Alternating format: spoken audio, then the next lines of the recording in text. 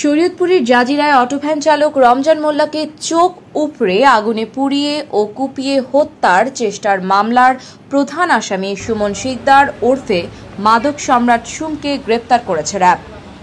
রোববার 14 সেপ্টেম্বর দুপুর 2:30টার দিকে মুন্সিগঞ্জ সদর উপজেলার মুক্তারপুর বল্লালবাড়ি এলাকা থেকে র্যাব 8 মাদারীপুর ও র্যাব 11 নারায়ণগঞ্জের যৌথ অভিযানে তাকে আটক করা হয়।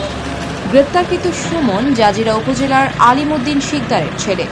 মামলার এজাহার সূত্রে জানা যায়, পাওনা টাকা নিয়ে বিরোধের জেরে গত 6 সেপ্টেম্বর সকালে সুমন রমজানকে ফোনে ডেকে নিয়ে যায়।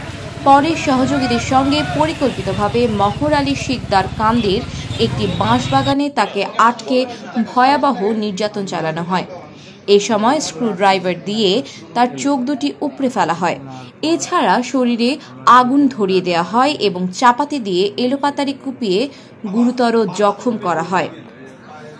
এ ঘটনায় রমজানের স্ত্রী ইসমতারা বাদী হয়ে পদ্মা সেতু দক্ষিণ থানায় মামলা করেন।